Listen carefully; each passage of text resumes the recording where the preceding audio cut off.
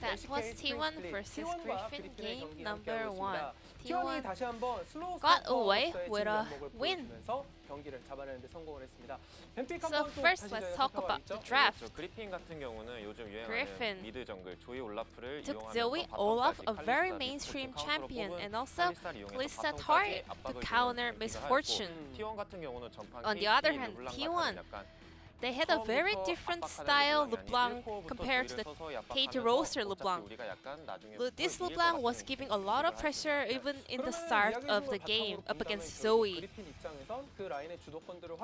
So Griffin needed a very strong lane. They had to win lane and then snowball throughout the lane priority. However, their level 1 setup was not working well, and after Soraka hit level 6 point, it was really hard for Griffin to turn the game around.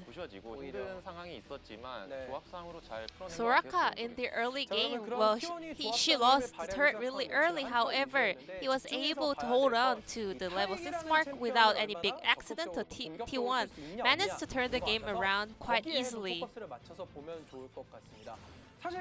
So at first, Zoe landed the Sleepy Bubble onto Nautilus, but effort actually didn't fall. With the heal and Honeyfruit, he came back really healthy again.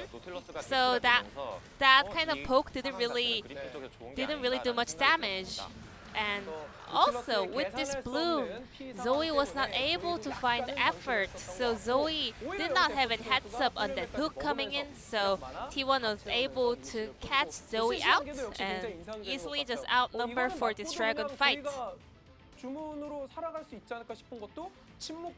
Zoe had the W, the fake flash with his spell, however, with the silence coming out of Soraka, he was not able to jump out.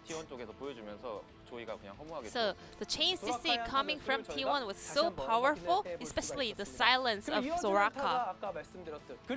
And there was another team fight that Griffin actually just so desperately wanted to find a hole out of their hard time. This time, Griffin, they were so sloppy. Their teamwork was not really on the same page. First, Irov got engaged, so Viper had to force his ultimate to save Irov. And then they tried to re-engage by jumping away with the Kalista ultimate. However, Irov, his stun goes wide, and then after that failure, actually Sword once again tries to go in for a big flank. However, SKT players, they are all aware of this play with the control ward, and 4 of the Griffin players were already on the run, so there was no other player to follow Sword. So Sword once again had to run away all the way around the Dragon's Pit. So T1, they took a very different comp. However, well, even though they actually let Griffin to take the second tier turret in a row on the top side, they were able to hold on to until they have a power spike. Then let's check out who will be the PUG from T1 for game number 1. Effort! With a very sharp hook coming out from Nautilus.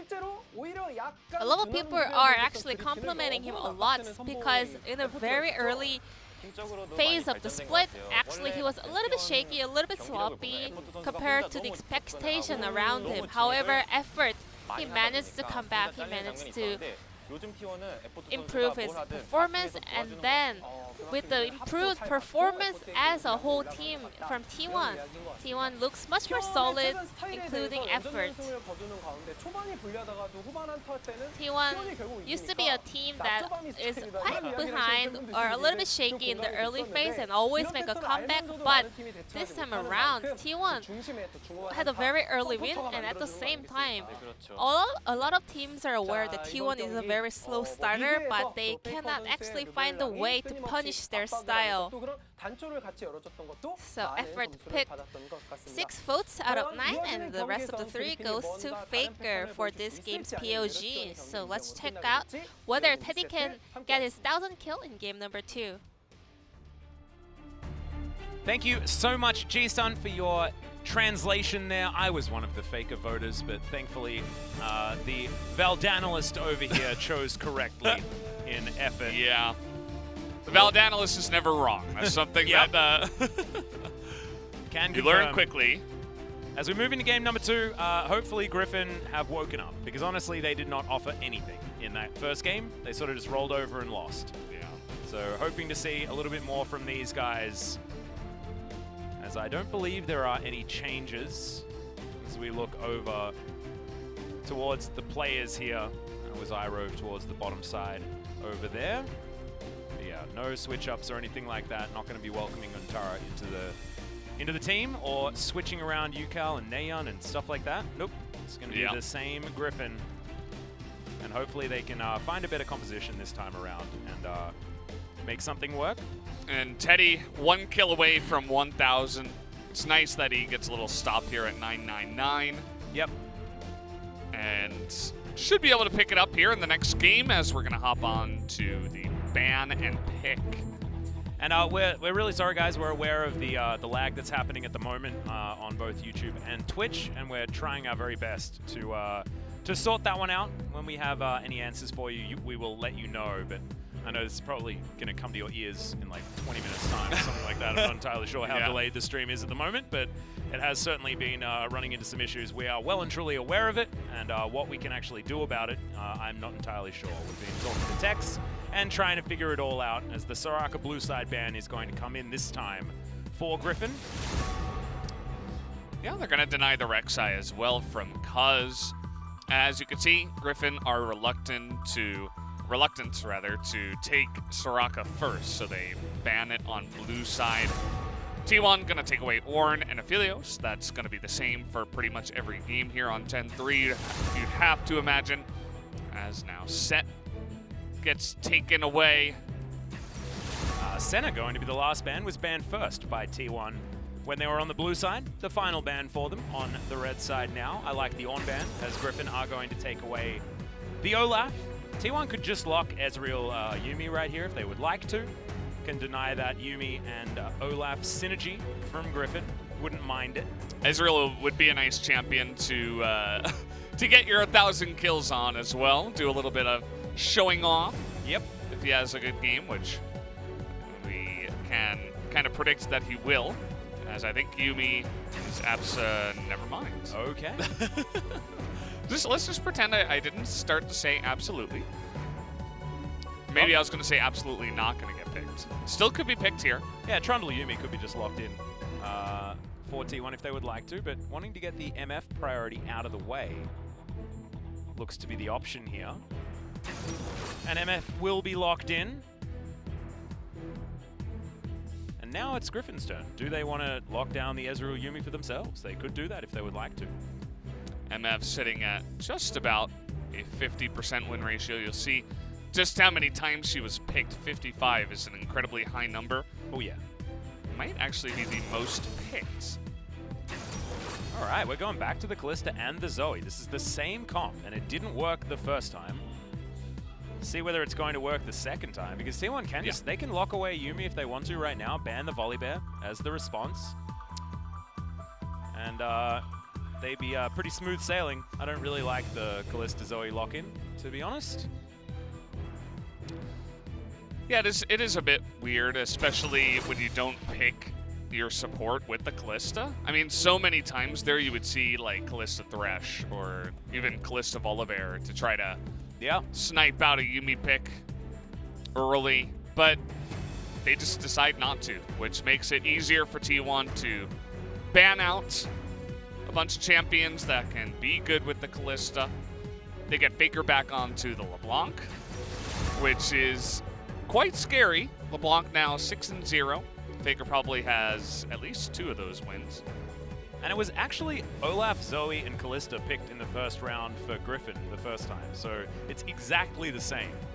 As far as the picks, it was Thresh and Volibear that were both banned by T1 as the support options to go alongside the Kalista. The Taric left a little bit to be desired, as Lucian is going to hit the bench. Lucian, Senna, and Thresh, all 3 of them banned away this game. Lore Buff's going to be excited about that one, As see what the final ban is here for T1. Could just be the Volibear, could be the Taric. As I'd probably ban the Volibear and pick the Yuumi if it was me. But we'll see what Coach Kim decides. It is going to be the Volibear. Volibear taken down, as it's a strange world to see Volibear banned, but in this specific spot twice in a row, it does make sense with the Kalista single picked. Wow. Renekton banned. So now T1 can walk into a very easy Yuumi blocking if they would like to. You can see Effort being very vocal over here. He has certainly stepped up as a voice on the team. And they're going to pick away the Taric. Okay. Thinking about it. Very interesting. The Taric works with you know, the Trundle as well as it does with the Olaf at the same time, but now Griffin will have to change up their lineup. Remember last time it was Taric and Aatrox picked in this spot. Taric no longer available. And look, you're not going to pick Yuumi with Kalista. Fate's calling a Yuumi into your opponent is not what you want to be doing. So we Sounds don't like need to a worry control about that. pick. Yeah. If your AD carry picks Kalista, just pick Yuumi. Oh, Or maybe God. you can be thrown and then you can hop back. You can do that, yeah. Because remember, still range champions seems that really get thrown bad. get to bounce out to their attack range as well, which is why we saw some Janna Kalistas being played and things like that. Irove gonna hop on to what Teddy was looking at, is that's a support Rumble as an opportunity here, and they are gonna lock in the Nautilus, so never mind. Yeah, we've been having a lot of head fakes, pick fakes from the teams where they switch right at the last moment. T1 says, hey, Rumble, that's a good idea. Maybe we'll pick that up for ourselves. Could do it. See what Canna wants to take towards the Mordekaiser on the top side of the map. That's what we're looking at the moment. 5 seconds to go. As Gangplank is going to be taken away. This is a pick that LS has talked about a lot, the Gangplank. Yeah. Especially into the Mordekaiser, I believe. But just in general, if you feel like you have a lane that you can survive early on, just sit up there and scale. And they pick it on the 5th pick on the red side, so they get to see the entire team's composition, and they say, yep, this seems like a good spot for Gangplank. Doesn't get picked very often. And I believe the stream is back, so welcome back, guys. Hi. I think it's working. Is it working? Really? Maybe not. No, never mind. No. Absolutely not. Looks like they're still watching the analyst desk. When we're about to get into the game. This Yeah, is, that was like 15 minutes ago. a little bit of a disaster. Of course, the LCK Korea stream is still working, which is why we can see a few of you over there. So I feel like I am talking into the void just a little bit right now. Well, yeah. Oh, dear. That happens from time to time. It does. As we take a look at this composition, a lot of what feels like comfort picks again. You were talking about this, the exact same first 3 picks. On the side of Griffin, and Faker once again on the LeBlanc. Yeah, wanting another shot at that MVP. And we are going to the ship today. We Oh, are yeah. absolutely going to the ship. Misfortune, you know, absolutely going to the ship, as well as Gangplank, who just calls upon the ship to rain hell down on his opponents. Absolutely. Brilliant stuff here as we're getting prepared to get onto the Rift. You guys aren't, because you guys are in the past, but we are. We are getting to the ship, getting to the Rift, and seeing whether T1 can get this swift 2-0 against Griffin. And here we are. You're not. We are.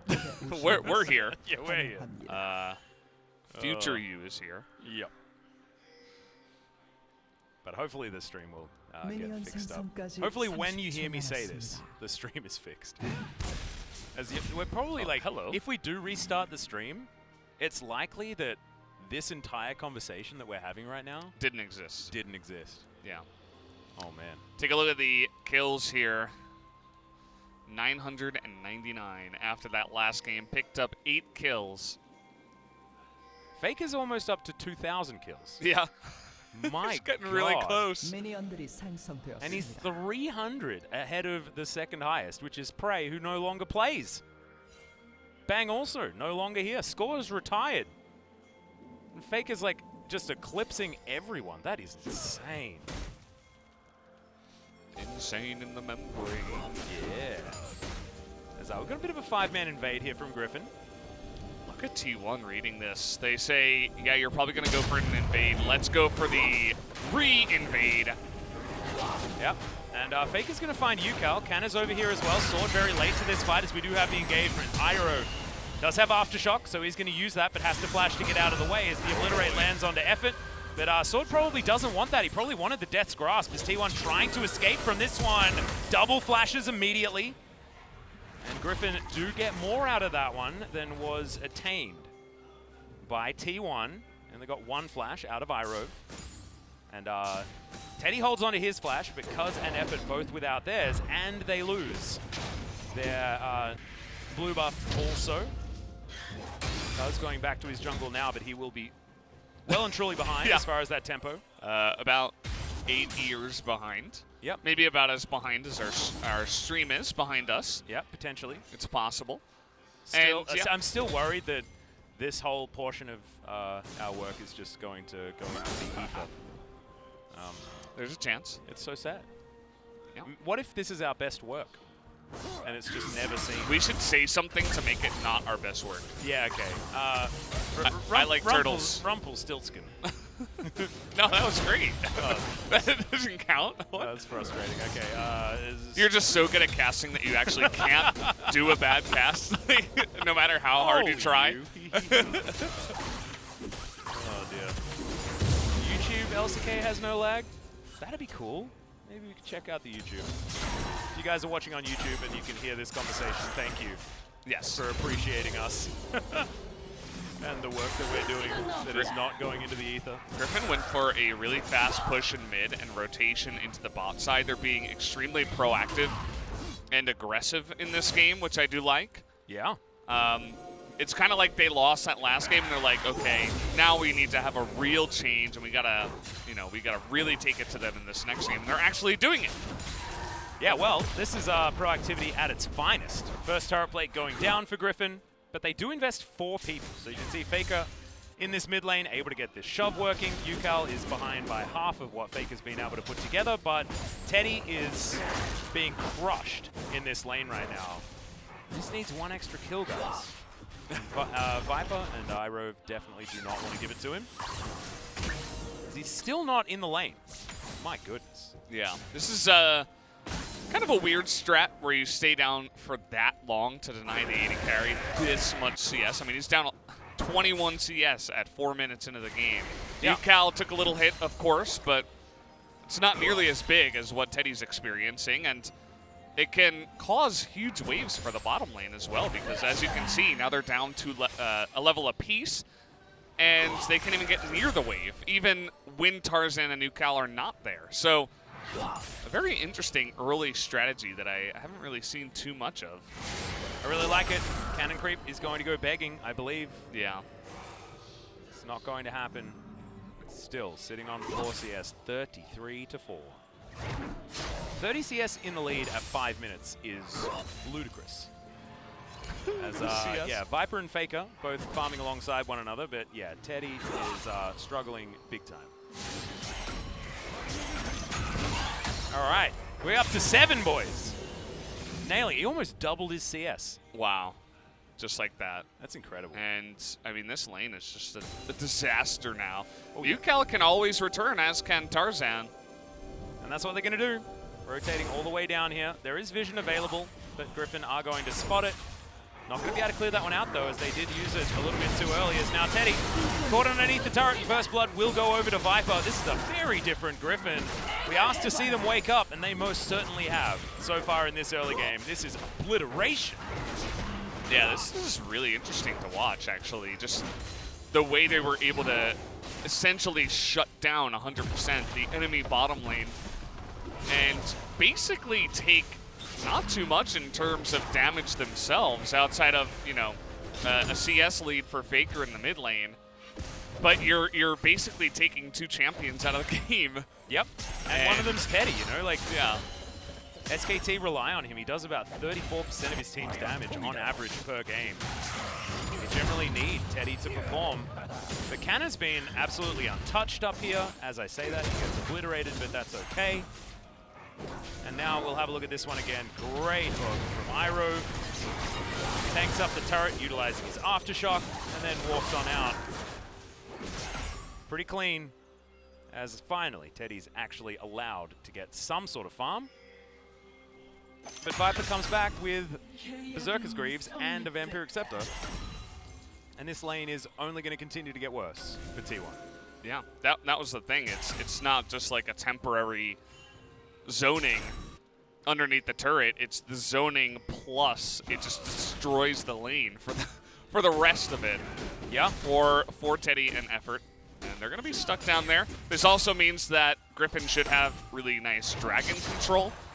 It should be their Infernal Drake first whenever they do decide to take it. Looks like Olaf is going for the Raptors first.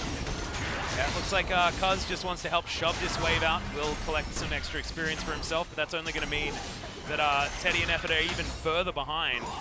He's not at level 5 just yet, and Viper is already hit that mark, heading towards his level 6. As Cuz moving on in, wandering over the Rift Scuttle vision. You know exactly where he is. Trouble Bubble lands onto Faker. Battlestar will do the extra damage. Tarzan looking for Faker right now, but that is the wrong one. Sneaky, sneaky Faker. That was a nice little play. Yeah. He didn't even have to blow Flash. No. Just like that, he actually used the LeBlanc passive really well. We don't see that very often. Generally, it's just like a half a second of invisibility, and that's about it. And wow, really nice play out of Faker. He's going to be extremely important in this game because his bottom lane doesn't exist. Yep, as is Canna. Canna's got that cull. Picked that one up alongside his Sheen.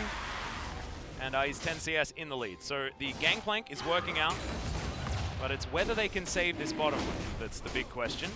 First Drake will be the Infernal, and that's going to be taken based on Griffin's incredible lead as far as pressure on the bottom side of the map. You were mentioning Drake control. Well, that is going to continue as experience-wise, yeah, Effort and Teddy are really far behind, but Faker and Canna are at least very far ahead in their respective lanes. Almost ticking over to level 8 before anyone else. And you could tell that T1 was taken aback and taken by surprise by this strategy. They're finally going to begin sending some people down to try to help out. They sent the Trundle down. Now Faker went for a little roam, eventually returned back to the mid lane. But they have to do stuff like this if they actually want to have some semblance of an 80 carry. Otherwise, you're essentially just relying on what could be a 4v5. Well, Faker just going to be cleaning up minions here in the mid lane, continuing to have that about 20 CS advantage. Canna's back to about 5 in the lead over Sword, but I believe that minion wave is heading towards the gangplank, and oh so easily, Griffin will take down Shelly. Checking out the gold here, oh man, Viper is so far ahead of Teddy. It's night and day between this game and the last. Yeah, Viper was like, I want to make Teddy feel like what it was like for me in the last game. As now a nice little roam up to the top side by 5 members of Griffin. Yeah, exactly. Cannon Barrage is going to come in here as Griffin. They don't want to botch this one. Trouble Bubble goes wide. Teddy avoids that as Cannon Barrage does eat so much time here, and Griffin don't get any kills on the dive whatsoever. They get Teddy's flash and Teddy's heal. That is all they're going to be gifted for that 5-man dive attempt. A little bit messy on that one. Not really able to put 2 and 2 together on the dive. And Cuz is doing a really nice job of, oh, might have a little play here on Cal. Yeah, a lot of extra damage there from Faker, but not a lot of mana remaining. Has a couple of charges on his back. potion. And yeah, Iroh just going to walk up to Teddy now, and he's going to get pulled back. Fate's Call comes in. Teddy taken down very early. Good double knockup. Looks like they're just trying to get out of there, as Faker was spotted, I believe, and doesn't have vision on the low health Iroh. Canna moving on in towards the top side as well, as it looks like Griffin are not done. They will back away after spotting Faker. He'll clear out the control ward, but once again, Teddy has been put into the ground. Yeah, this is a really nice targeted strategy where you just dive turret after turret, essentially trying to make one person useless, and it's working out really well. Teddy finally buying a BF sword in this game, but 40 CS at 11 minutes into the game is not something that you normally see outside of Iron League. But it's atrocious. Yeah, I suppose it can also happen in Pro League if you are able to put someone this far into the dumpster. Yep.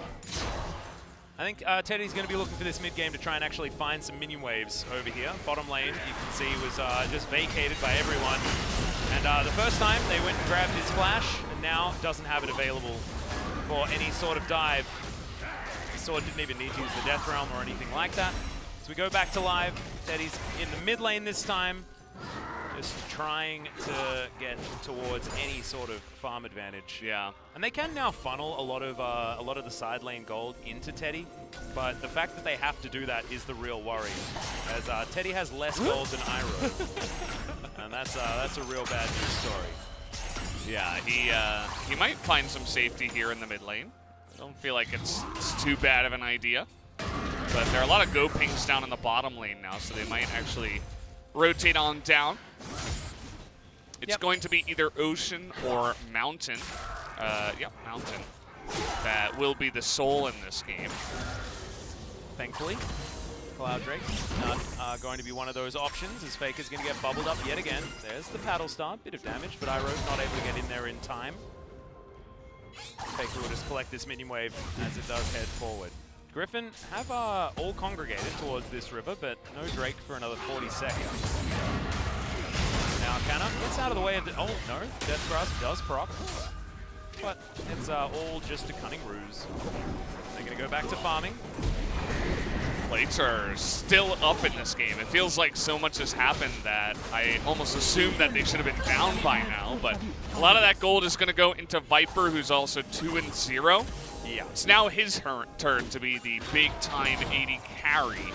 Emphasis on the carry here in this game, as T1 really struggling against this offensive style out of Griffin. Yep, Faker walking over a ward here. Just pops on back as there's the bullet time. And the trouble bubble goes wide. That's going to save Teddy's life for the moment. There's Faker fighting against Sword now, but doesn't have a lot of mana because, of course, he's had so many of these blue buffs denied. Canna towards the top side. He's going to be able to get some turret plates before they fall down and deny a lot of these creeps away from the Sword as well. So he's got himself a decent lead. Trinity Force should be done on this back timing as well, as Ocean Drake will be our soul this game. So all the flowers are going to bloom.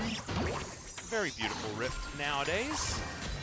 And I feel like this is really nice for the side of Griffin. If they can get Ocean Soul in a couple, I think it might just be lights out for this game. It's going to be incredibly hard for T1 to try to burst them through the Ocean Soul, plus the lead that they already have. So T1, they've been very avoidant up until now. They don't really want to take any fights. They're just defending and trying to get Teddy some farm. As you can see, he's even taking the Raptors here as they try to get him back on par, or at least back into the game. Yep, he's at least keeping it within that 50 CS gap that happened at the very beginning of the game. So he's now at least on some sort of farming trajectory. But outer turret dead on the bottom side. Inner turret very weak as well down there. Still, the gold lead isn't over 2,000 just yet. It's not horrible times for T1. And if T1 get all of these Ocean Drakes, like if they're actually able to find some sort of switchback on the tempo, then it's still fine news for them. And they're going to really love having an Ocean Drake themselves. We'll have to see. Sword misses a cannon creep, triggers everyone. He just really needed to kill the barrel. Yeah, you got to kill the barrel. Like, the barrel is #1 priority. Actually, that cannon 10 gold is way better than doesn't really matter. Cannon Faker on top so far in terms of XP. Yeah, Teddy catching up to Cuz right now, but he's 2 levels behind Viper. It is really awful. And now every minion that he misses is going to be super triggering. Yeah, you can't really miss anything in this position. Yeah. There's just so much pressure on you to try to catch up that every minion really counts. Considering a dive on a Mordekaiser, it's generally not a great idea. Yep, Sword going to try and flash out of the way of him. That cannon barrage is in absolutely the wrong position. Faker looking to dive on in. Won't get there. Kind of just uses it to clear out the minion wave by the looks of things, as T1 will be able to answer the outer turret falling on the bottom side. They really hope that Teddy is here for when this turret falls down, because he would really like the local gold, and he does get it there, as you can see. Essence Reaver finally completed. He's not too far behind as far as items, but that is all going to change as he's 60 CS in the hole. And yeah, Viper does complete the Zeal, has himself his stopwatch ready to go as well. And yeah, this is real rough. I guess a lot of the onus here is going to be on Faker to try to be aggressive onto the squishy champions. Oh my goodness, Faker taking so much damage from that paddle star that I thought Effort was actually going to be able to get in front of. It looks like he was trying to block it, but he was right on top of Faker, which again doesn't block it because it has a little AoE radius. Yep. Now Griffin setting themselves up for the siege. Pillar coming in to try and deny. But Faker's the Bastion, does get the dazzle over the minions. They are able to take that one down. Another paddle star landing on a Faker, who's now going to go back home. And this turret is going to survive for the moment, but not with very much health to speak of. It feels like slowly but surely that large gold lead, it looks really large at 4 minutes, but it's been around the same for that amount of time. Yeah, and the scaling of Gangplank is going to be quite impressive, so I feel like a lot of the money for T1 will be on that, onto, you know, the Gangplank scaling, plus potentially Faker looking for picks. You can see total gold here. Almost Viper 3,000 gold ahead. Yeah, he's the biggest, of course, but then number 2 is the Gangplank. Yeah. His Cull certainly has procced by now. So he's building towards his Essence Reaver most likely, then into the Infinity Edge, and then he will have a hell of a lot of damage available to him. I think 30% CDR will be done now for Canna as we cycle on over. Yeah, has his Caulfield's Warhammer. And yeah, this Gangplank is going to need to hard carry alongside Faker. T1 trying to set up for the Ocean's Drake. That does come in here. It's not Ocean Soul Point yet, but they'd like to get those Ocean Drakes started. Well, teleport available for Sword. 5 seconds until that Drake does respawn. Love Faker's positioning. Yukal gonna jump on in, but in and out of position. Little moment there as, yeah, Faker waiting in the back of the pit, utilizing these extra brushes that are going to come through. Has to dash his way out and can distort his way back in. I don't know if they noticed the Drake spinning. Yeah. Well, Trouble Bubble not going to land onto Faker, who makes his way back to the pit as well. In goes Iroh, gets the depth charge off, is now Sword, puts someone into the Death Realm, I believe it was Cuz, is now the Bullet Time doing a whole bunch of work. Cannon Barrage right in there as now Sword's going to come out of the Death Realm and might be going into the Death Chamber as Zoe explodes in the backline. Faker nails it, gets over the wall with a distortion there as well, as T1 still managing to get this one. 1,000 kills for Teddy just before he falls down. And Viper goes gold and he's trying to get this one, but Canna gets the auto attacks, double kill in the end, and T1 against all odds win the team fight. Unbelievable how they were somehow able to pull the rabbit out of the hat. Teddy picks up 1,000 kills. Congratulations to him. As you can see, the amount of kills he's picked up on both teams, an incredible amount of kills last year, actually 473 in 2019. That was 2 years on Jin Air, and he hits about the same amount in 1 year on T1. But you take a look at this fight, T1 are using the brushes so well. It's really beautiful to see them use the Rift, kind of probably as Riot intended, you know, trying to change your play to that. The Fate's Call does nothing. Sword, he gets isolated by T1, and then Faker gets in the backline and makes Zoe into dust. Just totally useless. Viper was also zoned out for the entirety of that play. And as we mentioned, Cuz is incredibly, or not Cuz, Canna is incredibly strong on the Gangplank. He stays alive for a ridiculous amount of time and is able to get just so much sustained damage onto that front line, and it was just barely enough to get T1 over the line. Just a really beautiful team fight there out of T1. You can really feel that they are the better team, just on paper and in some of these team fights. As once again, congratulations to Teddy. Now he's 10 away from getting into the 9th place spot, so that might be his next goal. Yeah. See whether he can eclipse Ambition, who is another one of our retired players. Certainly did fantastic things for League of Legends in 2018. And the Rise video definitely shows us that one. Is T1 looking to dive a turret?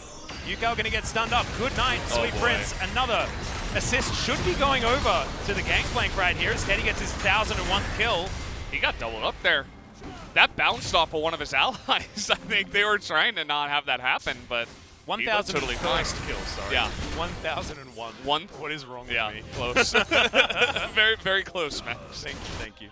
But now the entire game is just totally flipped on its head. Yes, Griffin were able to get the Ocean Drake, and they are on soul points now, but the next team fight is going to look... Teddy has a bounty. It's going to look totally different. I mean, Teddy was able to do so much in that fight with so little, and now Faker and Kana are even more strong than they were compared to that one. As you can see here, now Kana has the most gold in the game after picking up the double kill, and...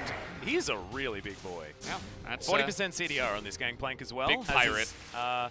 Essence Reaver completed, as you can see right there. All of T1 sitting on control wards. As Faker will find Sword and locks him up there with the chain. Comfortably steals away the blue buff, I believe, as well. As yeah, I'm sorry, guys. I believe the lag is still there. Let's have a look at this replay. Yukao, not a lot that he can do. Yeah, he just gets run at here, and he shouldn't even be under the turret when you are up against a team that is able to close onto you that fast with the Shurelias on the Taric. Was the first pickup. That's why they were able to close that distance. Fabulous and fast. His Sword has to flash to get out of the way of Fake, but I don't think it's going to be enough. The Ignite comes in. Obliterate is named incorrectly there, as there's the Cannon Barrage. It'll lock it down. We're going to the ship! Yeah, Sword not invited. Sorry, not going to come to the ship. That is Canna evicting you from the ship. Yeah. Using the ship in order to do so. Once again, I ask you for your ship to finish off the enemy players. And that was really just like an alley-oop, a snipe from downtown. And just like that, the entire feeling of the game is totally flipped on its head. I mean, this is... We were at a point where we thought we were going to a game 3. Teddy had like 0 CS so early on. Faker flashing, actually, as you can see there. Depth charge. Nimbus Cloak movement speed, helping him out there as he dashes over this wall. Eats some honey fruit. Faker's going to be absolutely fine as 4 seconds until Ocean Soul is available for Griffin. And that could change things here for Griffin. Well, Tarzan is going to get obliterated. Faker grabs it with the distortion. Now Irobe trying to run away. Gargoyle Stoneplate keeping him alive for a while. Now Effort gets himself the Radiance, and oh no, Irobe didn't want to jump back in there as the bullet time tears him apart. Now Sword puts Teddy in the Death Realm, but I don't know who necessarily wins this fight. Sword does, by the looks of things. Death Grasp grabs the double kill for the Mordekaiser. Is now Canna. He's going to finish that one off. Griffin do find themselves with a bit of a battle against Faker that Faker does have to run away from. Now, with the Drake still alive, it might be an opportunity for Viper and Yukao to lock this one down. Especially with the Callista. Yeah, Cuz is still here. And Faker is looking to dive in on top as well. So it looks like Griffin do not want to go for this. It's so juicy, though. Yeah. You can tell. They're like, oh, should we do it? Should we try to sneak it? Is there any way? Well, Teleport going to come in. That brings Canna back towards this fight. But you can see Viper and Tarzan are still here. Blast Cone going to be available. They're not going to use it just yet. It's going to be a 50-50. There's no Death Realm. Cuz needs to be able to lock this one down. He gets it. And now he has to run away. The Teleport to come forward as the Gangplank doing so much work with that Cannon Barrage. But Viper still chasing after Effort. The Ren damage is very high. Faker as well trying to get in there. Bubble lands onto the LeBlanc, and it is going to be the Pierce that locks down the kill. But importantly for T1, they stay 3,000 gold in the lead, and they deny that Ocean Soul. Yeah, this is turning into a really fun game as T1 going all out trying to engage in here. It looked extremely one-sided. They burst Tarzan down like he doesn't exist, and it's like, okay, 5-on-4. But then they chase so far into the Callista, into the Mordekaiser. They're able to turn it around here. Sword through exhaust is able to get Teddy in the Death Realm and shut him down. It's actually, you know, for all of Sword's troubles, this was a really important fight for him to turn up and say, hey, I'm going to try to keep my team in this. And he was, because of that play, he was able to get it to a 50-50 smite, as T1 felt forced to start this one up, just because if they left it at all, the Ocean Soul could potentially go the way of Griffin. The smite was on point. Gangplank does a ridiculous amount of damage, as we can see, and he's only going to be doing more and more. Not really able to do anything in this particular portion of the fight, though, as you can see.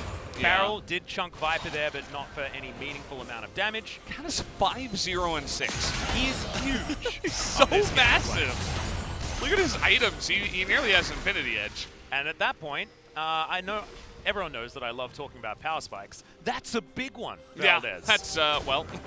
That's huge barrel crit damage availability. And on top of the 40% CDR that he already has, that's a really scary moment. As now Faker's going to put Sword on a leash. And now Faker's in the Death Realm. Let's see who's going to win this 1v1 as he's just distorting to run around Sword. Yep, he's going to escape. The Mimic Distortion's going to get him out of there. And now Death Realm is on cooldown. Very important to have that available for the Baron fight. You can see Sword will have it up relatively quickly with all of the CDR that he has already built up. So now T1 moving over to a Baron, and they do have a little window of time where Cuz is not going to be put into that Death Realm.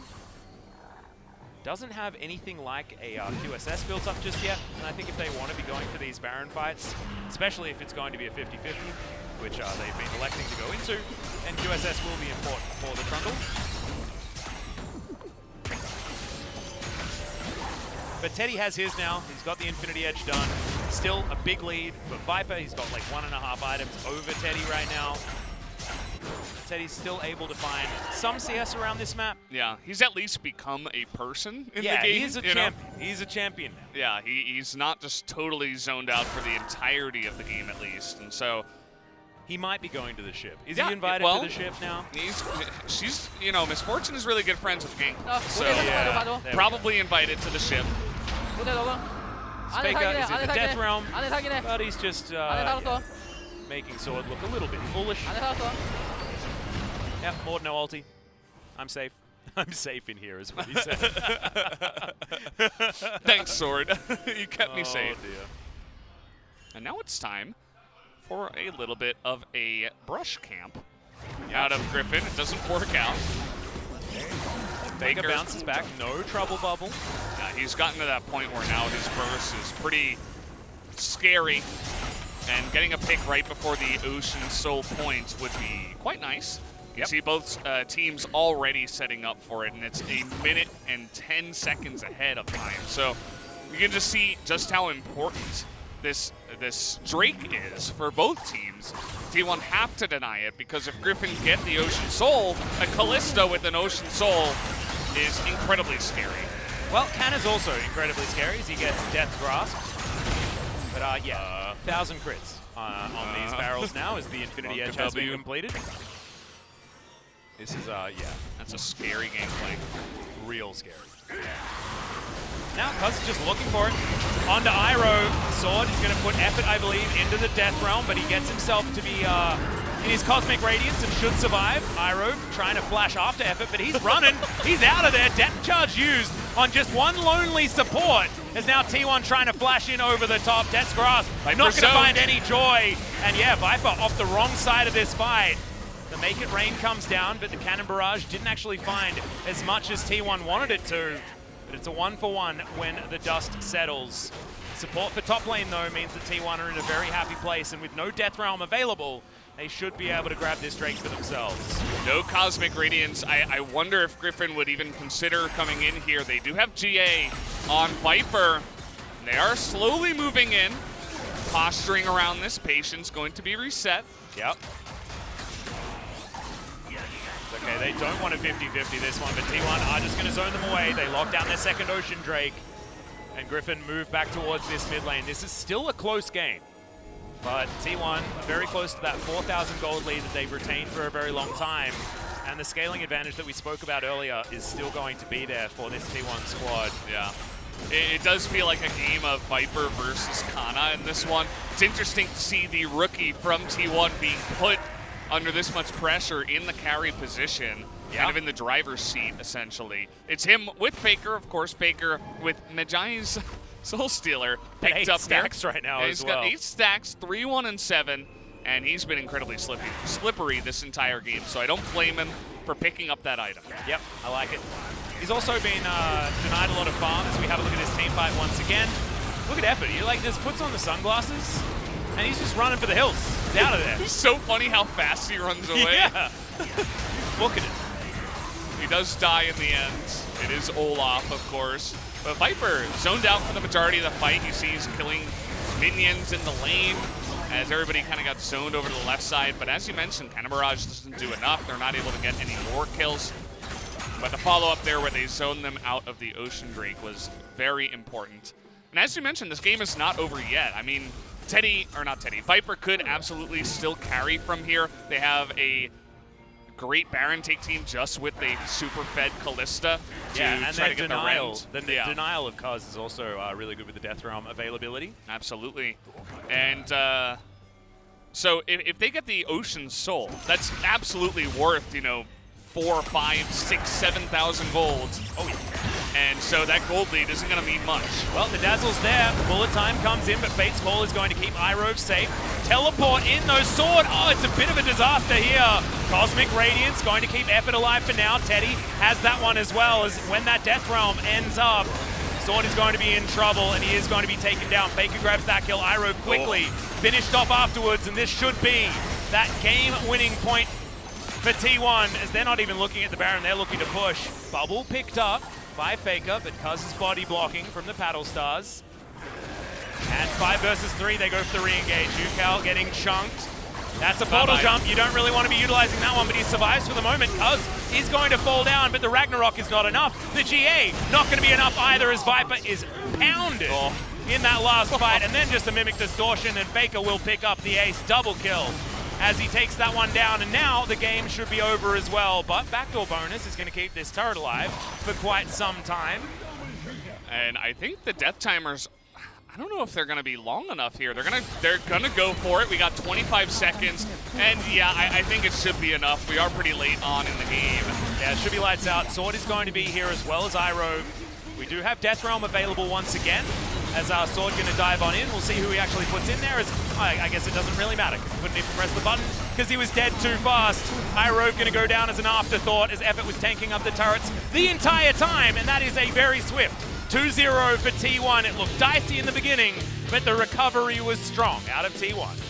Yeah, and I just had to look behind me because I wanted to see how the Griffin players were going to react. That was probably the most tilting loss of 2020 that I have seen. And man, was that a tilter. If you're a Griffin player or a fan, you're feeling like you just outsmarted, outplayed T1. You're so far ahead, it feels. And then you just get, it's like, oh man, it's like you're going up against the Harlem Globetrotters and they just do this crazy move on you and make you look so silly in one of the team fights, and then you just get swept under the rug afterwards like you were an afterthought to T1. And man, that's a tilter. Props to T1, by the way, because coming back from that state was incredibly difficult.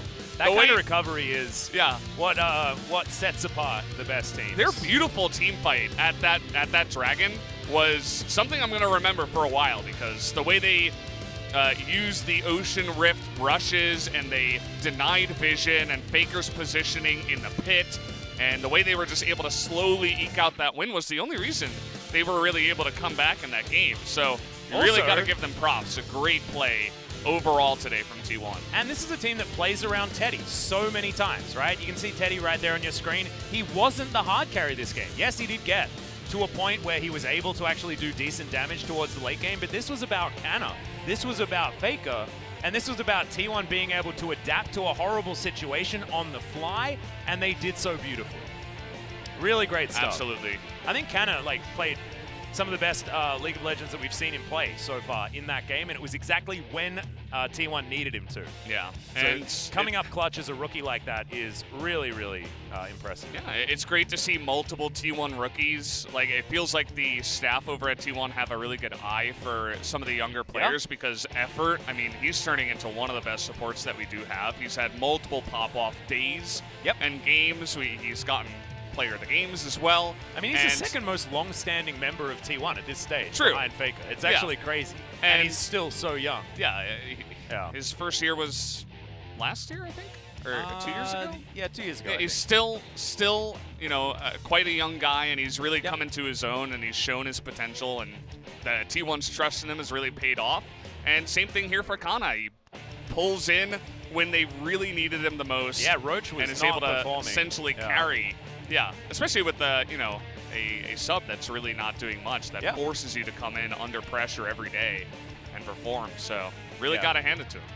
Really impressive out of T1 to be able to turn around what was a really, really brutal early game stage. And to be honest, the gold lead never really got out of control because Kana was able to farm up so well into the Mordekaiser.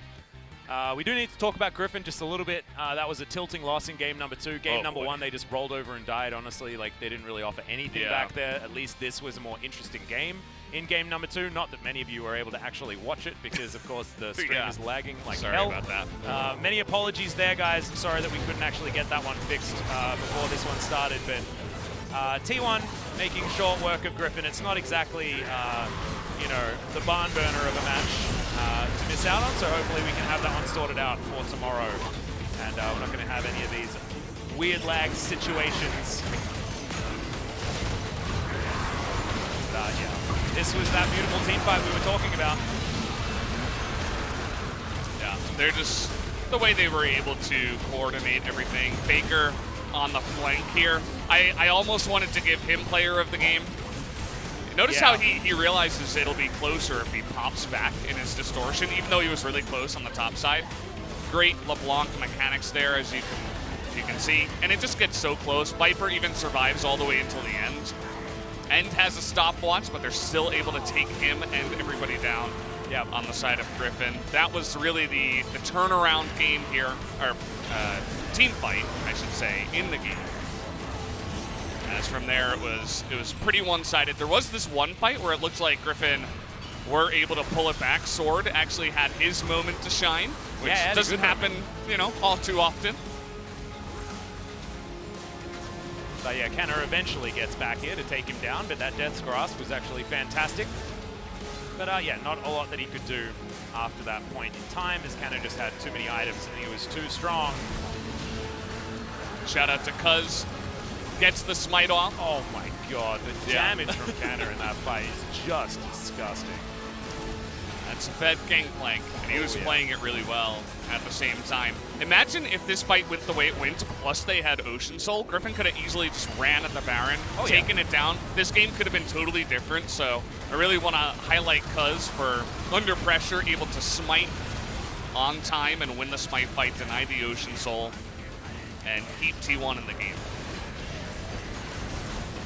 Well, Faker also played fantastically. I wouldn't mind if he got the MVP for this one as well.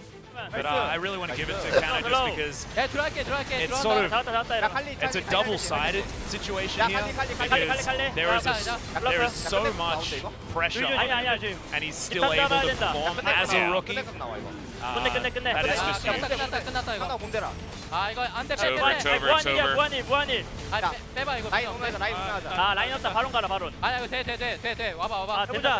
Cuz is like, let's go Baron, actually. We can do it, it's over. Only hit the tower, which eventually is not what they do. No. Well, I mean, it is sort of like they killed It's it like all. grab him. Now let's kill the tower while Irene tries to do something. They can't do it. Nice suit. What a nice suit. Yeah. High five between Kana and Cuz. Kana had a huge smile on his face, and I'd be proud of myself too if I could do that, if I could pull T1 up by the bootstraps and carry the team, that would feel pretty nice. But as you mentioned, I think there's a decent chance that Faker picks it up as well. He also had an incredible game on LeBlanc, which is, by the way, 7-0 right now. I think okay, so I think we cut out like the whole end of the game, and now all of a sudden the stream's here. So welcome back, guys. Welcome to reality. You guys missed Sorry a good about one. that. You can probably check out the VOD. I think the VOD might survive. I'm not entirely sure. Don't know what happened actually. We should have it fixed. Our techs were very confused as to what was going on because we've got the same setup for both Korea and the English broadcast, and for some reason the Korean broadcast was absolutely fine. So Yeah. I I don't know how that works, but Cannon's gonna grab it. Oh, 6-0 and 11. Didn't even die. God, Ridiculous game out of this rookie player. That damage per minute stat is also really high at 640. Yeah. So real clean stuff here for Canna.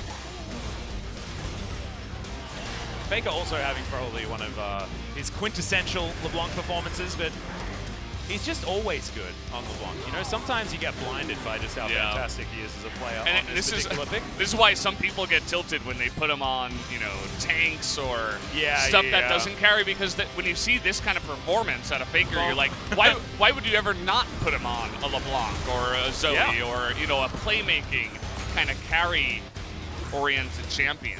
And yeah, I mean, Faker himself, he decided, remember, in this game to stick around the mid lane and try to get a mid lane win rather than, immediately rotating down to the bottom side and doing that. And it was an interesting strategy out of Griffin where they brought the Olaf at level 3 to push the lane and then try to, just really dominate. Their early game decisions were actually fantastic on Griffin's side, but unfortunately just wasn't enough. MVP was 5 out of 9. Ooh, so, close. We did it. We did it, If Atlas. Faker was robbed, it's our fault. But I think Canna really deserved that, just for we both a did lot of vote extra for Canna. things. Yeah. It was you and I, and then 2 observers and 1 analyst. Yeah.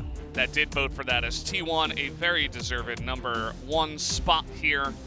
As and Gen G can now even things out. I believe they play tomorrow, but I think that their match is a little bit more difficult. It's versus Afrika. They have APK towards the end of the week, so Gen G, if they can take down a floundering Afrika, then they will be able to once again move towards that top spot, especially if they're able to get a 2-0, giving them the extra 2 points required, and they will be at +9 instead of the +8 T1 has.